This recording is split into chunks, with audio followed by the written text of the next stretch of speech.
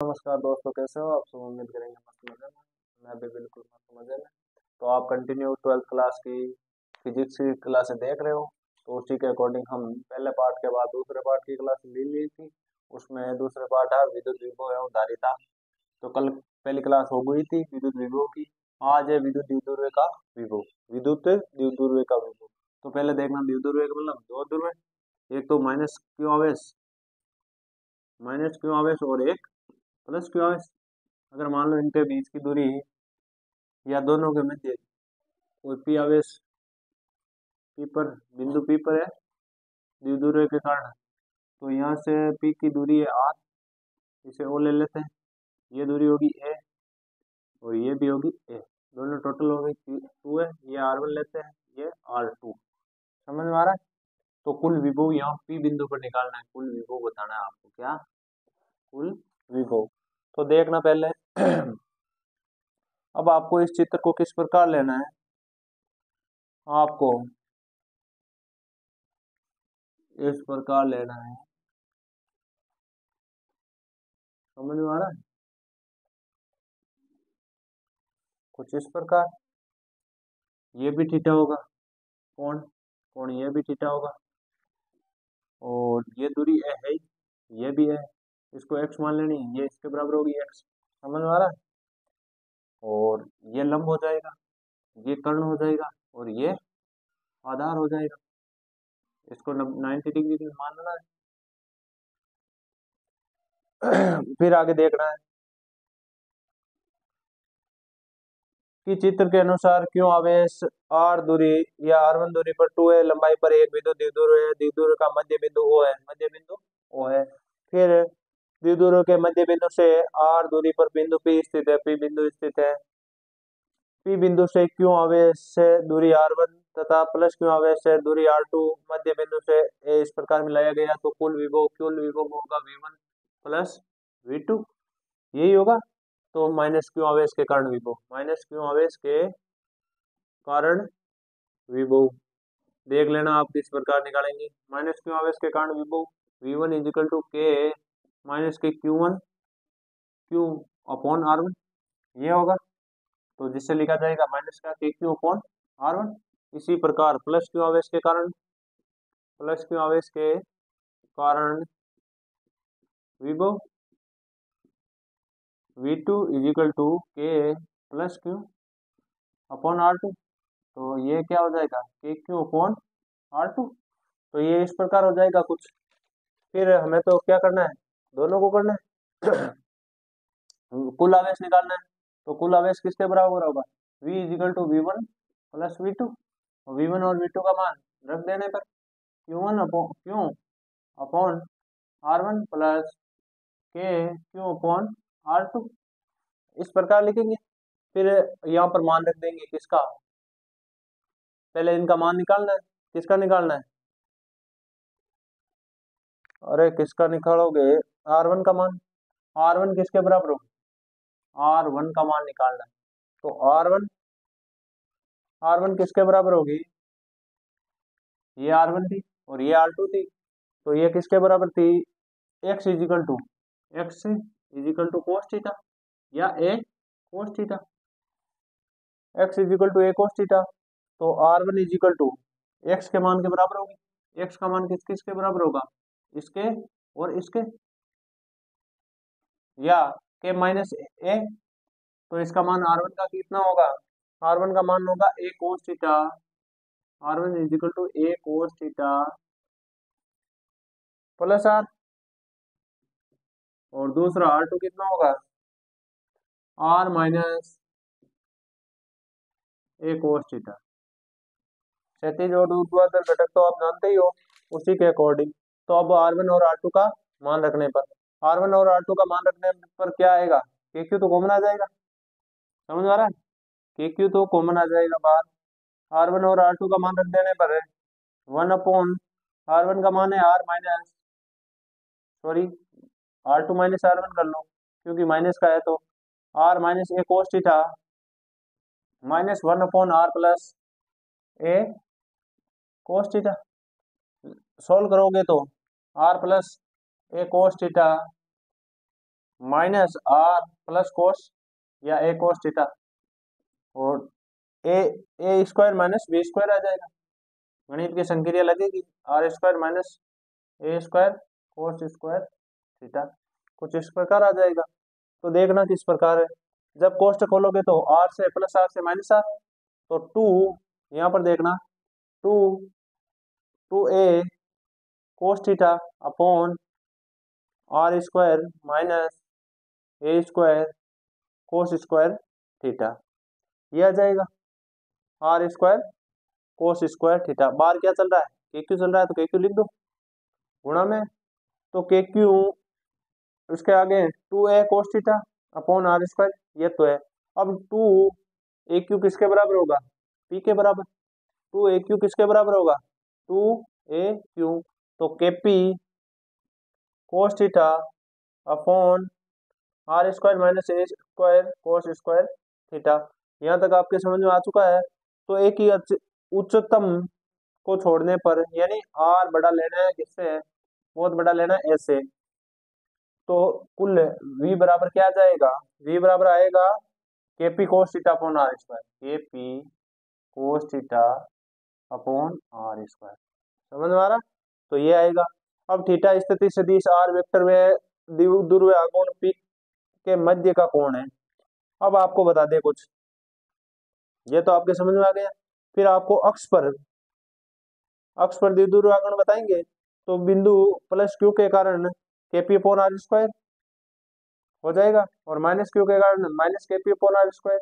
अब निरक्ष पर बताएंगे, तो निरक्ष पर जीरो होगा, कोस 90 का मान कितना होता है, जीरो, तो निरक्ष पर तो क्या होगा, जीरो, और अक्ष पर होगा जाएगा, एक तो प्लस प्लस का के पी अपॉन आर स्क्वायर, और एक माइनस के, एक तो प्लस के पी अपॉन के पी अपॉन या के पी अपॉन आर स्क्वायर, और एक हो जाएगा माइनस के पी अपॉन आर स्क्वायर। तो ये देख लेना, निरक्ष पर जीरो होता है, निरक्ष पर पूछा जाए विद्युत, यानी निरक्ष पर विद्युत विभव तो जीरो। अब है कुछ बिंदु, बिंदु आवेश व बिंदु द्विध्रुव के विभव की तुलना। बिंदु आवेश का विभव दूरी के व्युत्क्रमानुपाती होता है, जबकि द्विध्रुव का विभव दूरी के व्युत्क्रमानुपाती होता है। बिंदु आवेश का विभव धनात्मक या ऋणात्मक होता है, जबकि द्विध्रुव का विभव धनात्मक ऋणात्मक शून्य हो सकता है। बिंदु आवेश का विभव स्थिति सदिश की दिशा पर निर्भर नहीं करता है, जबकि द्विध्रुव का विभव स्थिति सदिश की दिशा पर निर्भर करता है। दिशा पर किस प्रकार निर्भर करता है, अंत यानी अनंत से क्यों आवेश को v विभव वाले बिंदु पर लाने में किया गया कार्य, कितना कार्य किया जाएगा, तो आगे देखना, आगे बढ़ते हैं पाठ में, कितना कार्य किया जाएगा। तो इसमें कार्य कितना करना पड़ेगा, W इज इक्वल टू कितना कार्य, क्यों भी कार्य करना पड़ेगा। क्यों आवेश को विद्युत विभव v तक ले जाने में किया गया कार्य W बराबर क्यू वी, और क्षेत्र द्वारा किया गया कार्य क्षेत्र के विरुद्ध किए गए कार्य के बराबर होगा। अब क्या है, एक क्वेश्चन ले लेते हैं, और क्वेश्चन क्या लेंगे, कोई आवेश क्यों है उसे पी बिंदु तक, यानी क्यों आवेश को आर दूरी पर अनंत से क्यों आवेश को लाने में किया गया कार्य, तो कार्य क्या किया जाएगा, v is equal to k Q upon are square. और क्या करेंगे, कोई क्यों आवेश है उसको लाते हैं, तो W इज इक्वल टू कितना हो जाएगा, k q q k q q upon are square, या r, v is equal to k Q upon r होता है, के क्यू क्यू अपॉन आर, फिर क्या होगा, यही होगा इसका मान W का। और फिर मान लो कि कोई क्वेश्चन दे रखा है, क्वेश्चन क्या दे रखा है देखना,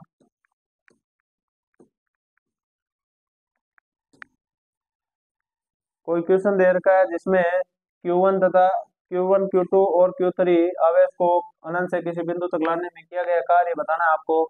तो Q2 आवेश को लाने के लिए W1 इज इक्वल टू के Q2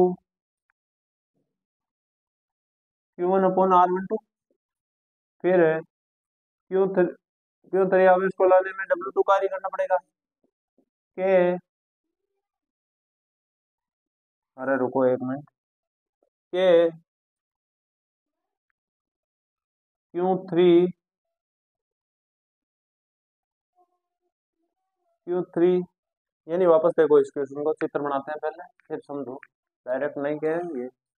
अगर मान लो कोई आवेश है Q1, R12 दूरी पर कोई आवेश है Q2, यहाँ पर मिलाने पर क्या बनेगा, Q3 पर पूछा है, Q3, और ये सारे कहाँ से आ रहे हैं, अनंत से आ रहे हैं, ये अनंत से आ रहे हैं, तो ये तो हो जाएगी R13, ये हो जाएगी R23।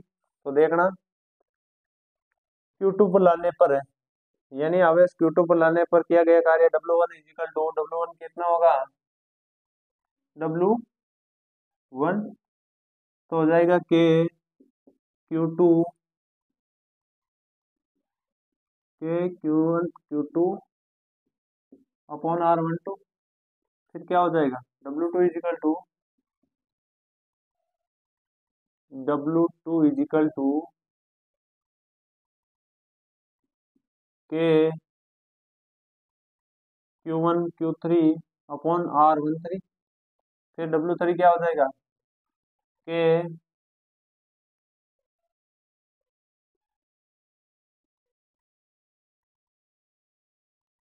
सॉरी यहाँ पर 2 3 होगा, यहाँ पर Q3 और Q1 अपॉन R13 हो जाएगा। इस प्रकार तीनों कार्य आ जाएंगे। तो फिर हम W2 पर कार्य निकालना है, हमें हमें क्या निकालना है, W2 पर क्या क्या हो जाएगा, तीनों कार्यों को जोड़ना है, K Q1 Q2 plus R12 plus K Q2 Q3 upon R13 plus K Q3 Q1 upon R31 या 13, जो भी होगा। तो इस प्रकार तीनों आवेशों को मिलाना है। आगे वाले टॉपिक पर चलते हैं। आगे वाले टॉपिक पर क्या होगा देखते हैं, विद्युत स्थितिज ऊर्जा, क्या है आगे वाला टॉपिक, विद्युत स्थितिज ऊर्जा। तो देखना विद्युत स्थितिज ऊर्जा, विद्युत स्थितिज ऊर्जा, विद्युत स्थितिज ऊर्जा केवल संरक्षित क्षेत्रों या विद्युत विभव तथा में ही परिभाषित की जाती है। विद्युत स्थितिज ऊर्जा केवल संरक्षित क्षेत्रों में ही परिभाषित की जाती है। फिर उसके बाद एक दूसरा भी परिभाषा देखेंगे, विद्युत क्षेत्र में किसी दिए गए आवेश को अनंत से एक निर्धारित बिंदु तक लाने में जितना कार्य करना पड़ता है, उस आवेश की उस बिंदु पर स्थितिज ऊर्जा विभव की स्थितिज ऊर्जा के पदों में व्यक्त की जाएगी। किस प्रकार व्यक्त की जाएगी वो देख लेना। स्थितिज ऊर्जा किस प्रकार व्यक्त की जाएगी, V इजिकल टू, विभव किसके रूप में कार्य करेगा, तो विभव की होगी W अपॉन Q, ये लिखा जाएगा। और W अपॉन Q को कार्य के रूप में ऊर्जा को, तो U अपॉन कार्य की जगह क्या लिख दिया जाएगा, U अपॉन Q, इस प्रकार। अब स्थिर आवेश ही संरक्षी आवेश होगा और एक गतिशील आवेश होगा वह असंरक्षी आवेश होगा। और इसमें बोला गया है कि संरक्षित क्षेत्रों पर ही स्थितिज ऊर्जा लागू होगी। ये किसके बराबर होगी, U बराबर किसके होगी, W के, यानी स्थितिज ऊर्जा किए गए कार्य के बराबर होगी। और किया गया कार्य कितना होगा, UF minus UI, UF minus UI equal to समाकलन 1 से या I से F तक ले सकते हो, FDR, इसके बराबर होगा FDR। फिर आगे, किसी आवेश को अनंत से विद्युत क्षेत्र में विपरीत बिना त्वरित किए हुए किसी बिंदु तक लाने में किया गया कार्य विद्युत स्थितिज ऊर्जा कहलाती है, जिसका मात्रक होता है जूल। क्या होता है मात्रक, जूल। विमा होती है M1, कार्य की विमा होगी वही L2T-2, M1 L2T-2, यही होगी। फिर उसके आगे इसका बीजगणितीय योग होगा। फिर उसके बाद बात कर लेते हैं किस पर, दो आवेशों के कारण स्थितिज ऊर्जा, दो आवेशों के कारण स्थितिज ऊर्जा किस प्रकार होगी, वही U इजिकल टू W की तरह K Q1 Q2 upon R का स्क्वायर, या R ही होगी, K Q1 Q2 upon R। और फिर उसके बाद आवेशों के निकाय की स्थितिज ऊर्जा, यानी एक से अधिक हो तो U इजिकल टू निकाय की स्थितिज ऊर्जा कितनी हो जाएगी, K/2 समेशन N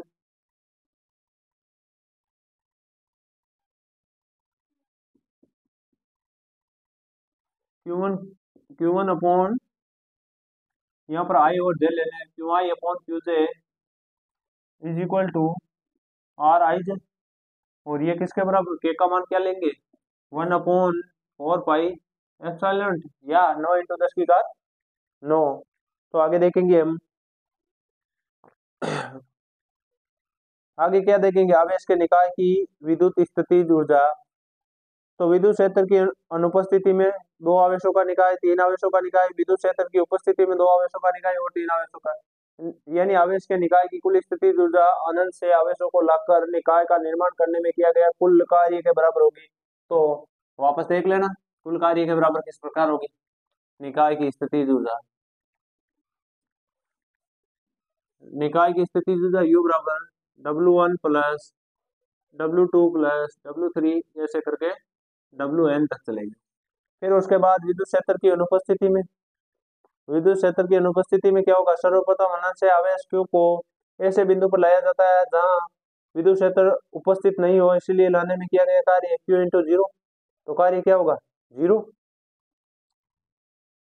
आवेश को, जब आवेश को Q1 तथा R1 दूरी पर लाया जाएगा तो अनंत से लाने में किया गया कार्य W2 बराबर Q2 × V। फिर KQ अपॉन R1, विभव कितना होगा, KQ1 अपॉन R1 के Q1 Q3 या Q2 अपॉन R12। तो परिभाषा से कुल स्थितिज ऊर्जा पहले पर 0 हो जाएगी, पहले कार्य पर, और दूसरे में W1 is equal to Q × 0, आवेश नहीं है, W2 is equal to Q2 × V2,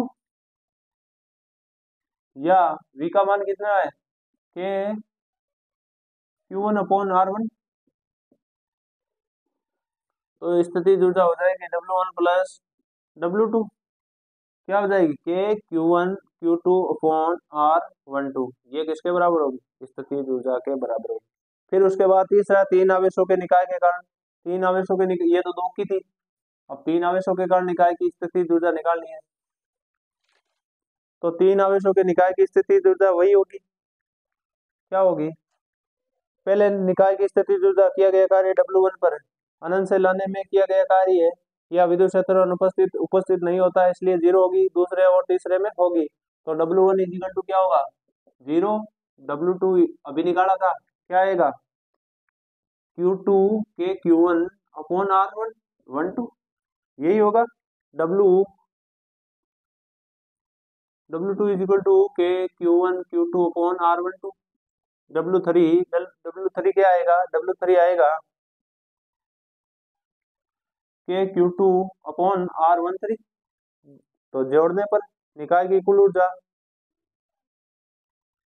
W3 is equal to Q3 into के Q1 अपॉन R13 प्लस के Q2 अपॉन R23, इनके बराबर होगी पहले। फिर W is equal to W1 plus W2 plus W3, और ये किसके बराबर हुई, ये 0 मान रख देना है।